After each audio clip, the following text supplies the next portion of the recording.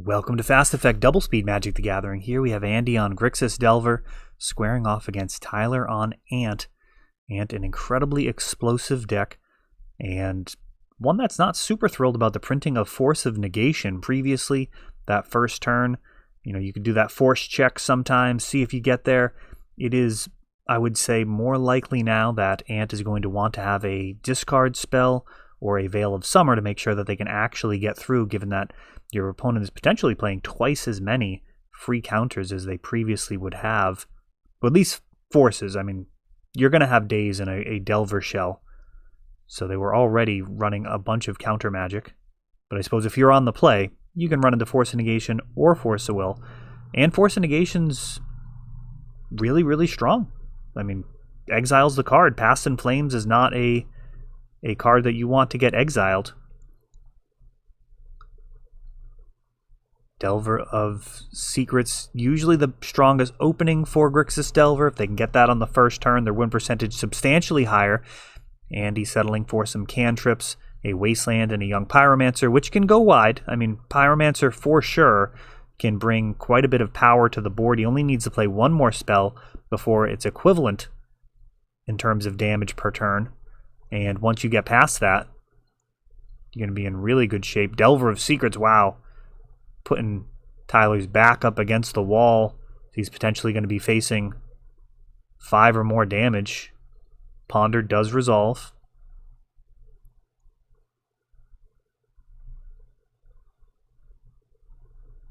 If Andy has a force and chooses to use it, Tyler could be getting hit for 6, making it a 3-turn clock. And do not expect Ant to have very much to do when it comes to interacting on board. There is occasionally going to be, the possibility of an Empty the Warrens, but there we go. Force, Gurmag, Brainstorm.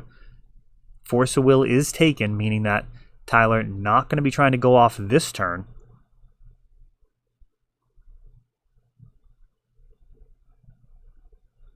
Another Lotus Petal? Oh, maybe not. Dark Ritual.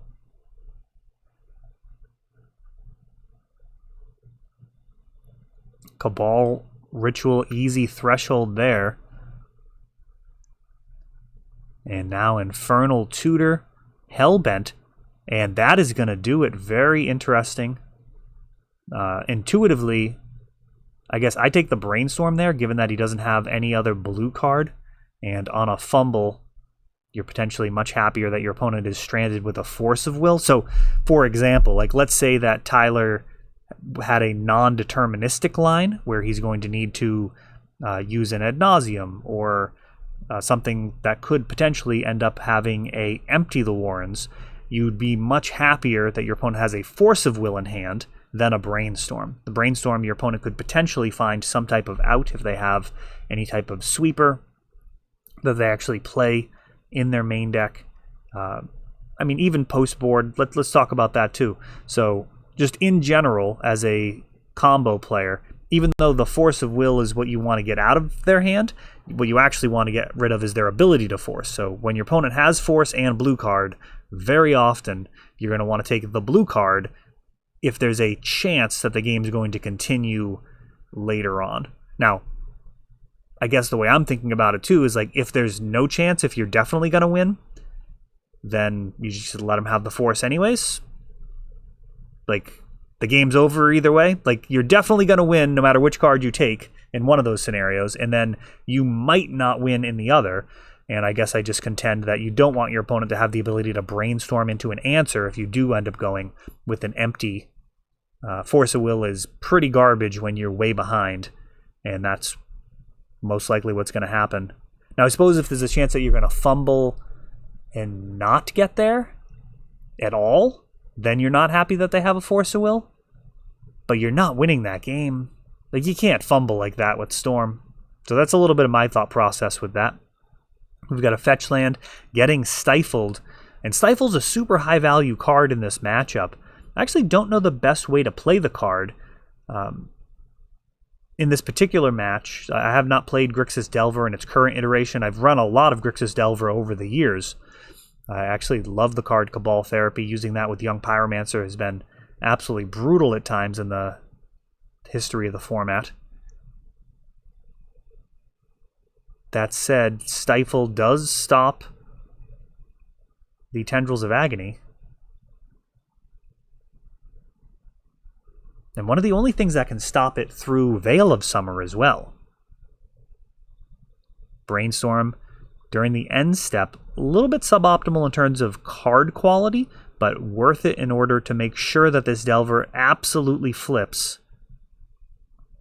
Life is a resource in this matchup, as Ad Nauseam can be used to draw a ridiculous amount of cards, or at least get those cards into hand. You're not technically drawing them. So it does get around effects like Narset and Leovold.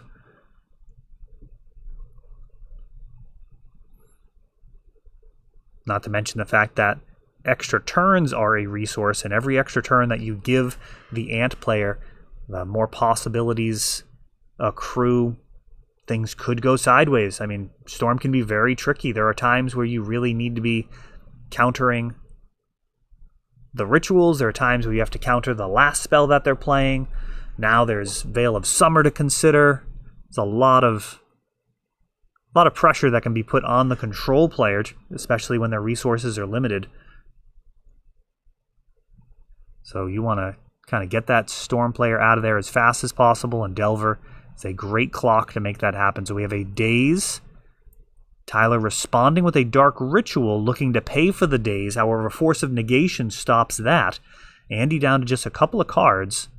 So Tyler could have some real counterplay if he had any mana on board. Well, it's gonna feel pretty bad if there's another Stifle.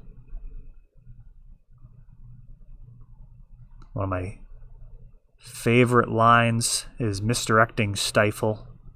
Rarely get to do that. Not often that there are decks that are powerful enough to play a playset of misdirection. We recently saw that with Tybalt in Legacy. Turbo Tybalt, they actually had to change the rules of the game because of that deck. Not bad.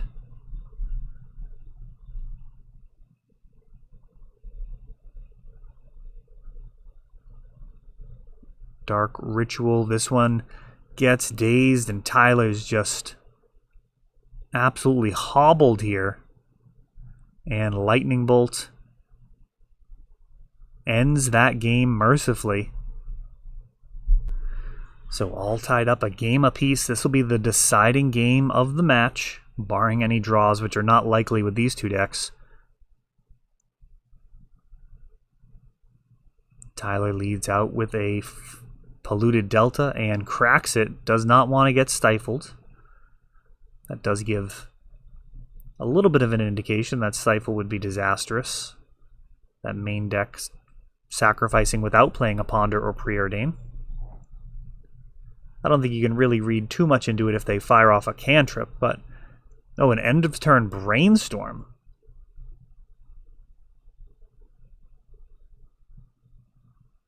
And looks like a 1-mana counter there. Might have been a blue elemental blast. I'm not sure. Spell Pierce, perhaps? Probably not Flusterstorm. We got a couple of Lotus Petals. Generally want to save that for later on in the game. And Empty the Warrens. Just a medium-sized empty. And, oh no, Force of Negation, pitching Flusterstorm. That Flusterstorm not able to do its job. And a army of 6 1/1 goblins on Tyler's side of the board. Andy can potentially dig his way out of this. It's most likely going to involve a young Pyromancer.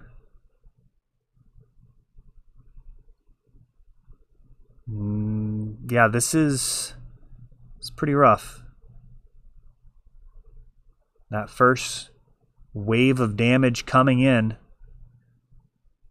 The clock is certainly ticking. And what do we have here? A Wishclaw Talisman, I believe. I can't quite make that out, but that is what makes sense to me. That would be a Wishclaw. Yeah, there's some counters on there. We've got a Wishclaw Talisman.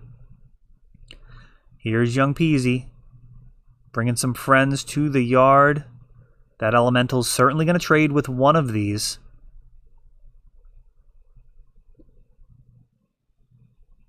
Let's see if Tyler has anything he can tutor up with this Wish Claw. That would become a problem. Everything turning sideways.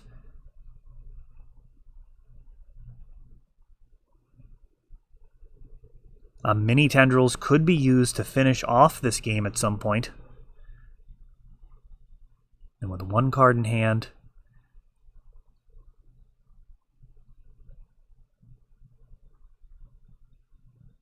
I believe it's one card in hand for Tyler. Takes another look at it and perhaps feels a little bit of resignation here, as it's very possible for Andy to play a couple of cantrips. Daze paying the 1, converting into a 1/1 body.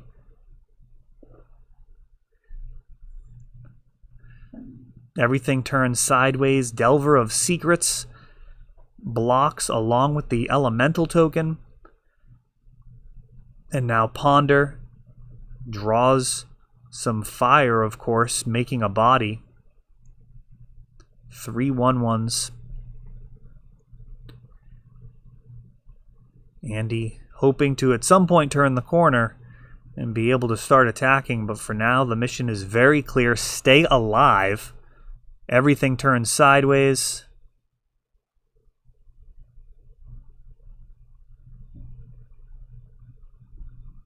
Oh, he actually does turn the young Pyromancer sideways. No interest in blocking.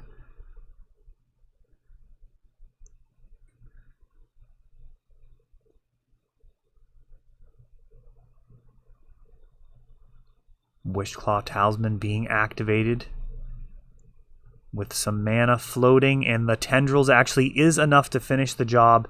And there we see the Spell Pierce and Red Elemental Blast. Grixis Delver. Though I'm not sure this is Grixis. Maybe this was, is it? Do we see any black cards? Either way, Delver strategies, no shortage of quality answers and counters, but Ant manages to get there after an explosive start and then just mopping up with the Tendrils. That is all for this one, but don't worry, there is a lot more. You can check out our older videos, and we're always putting out new videos from ELD's Time Vault Games in Bellingham, Massachusetts. If you want to help the channel, of course, you can like, subscribe, share, tap that notification bell so you can know the next time our new videos come out. Thanks for watching.